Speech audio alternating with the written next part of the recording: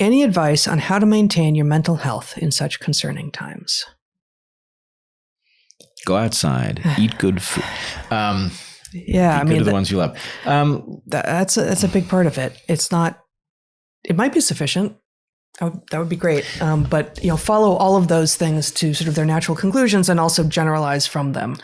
Yeah, I'll go one step further. Great. You absolutely, positively, 100% need at least one person that you can be completely open with about your fears, your hopes, your expectations, your understanding. You need that person. It's not optional. And the problem is we have lived through a long period of time in which it was more or less optional. You were better off with it, but things weren't of a nature that it was required to even keep your sanity one week to the next. But it has become necessary. And so what I would say is, we have sold people. Hard to create, though, if you don't have it. Right. But the point is, where it fits in your priority scheme of what matters is top level. And I would just say, we have been sold a bill of goods on multiple fronts that leads us to believe that life is about pleasure, and therefore you should do that which increases your pleasure, rather than understanding that pleasure is a means to an end. It is supposed to direct you towards things that are good. It has now been hijacked to direct you towards things that are bad. That doesn't mean that every bit of pleasure is that way, but it means an awful lot of what you can source in the market that provides you pleasure is actually a transfer of well-being from you to whoever is selling the goddamn thing.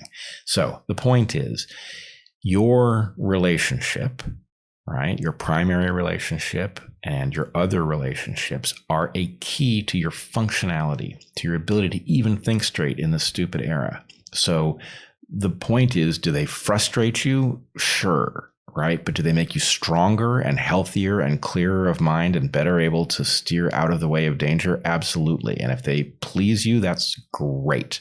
And if they don't please you, figure out how to make them please you in some way. But the point is, it's a functional interaction with the universe. It's not, pleasure is supposed to be the indicator that it's working, not the reason for the interaction. And I just think the difference between people who have somebody else that they can talk to openly and those who are isolated is all the difference in the world in this kind of crisis. And that's the universe's way of telling us how important this stuff is. That's wonderful.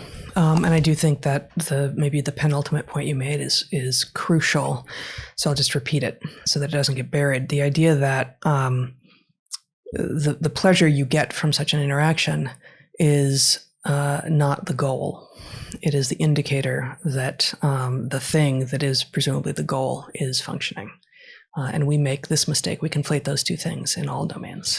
We do. And in fact, very frequently, you'll find a pair of things that have some relationship. Some people will think they are synonyms, but they are not. So, for example, happiness is a fool's errand. Hey, Zach. Thank you.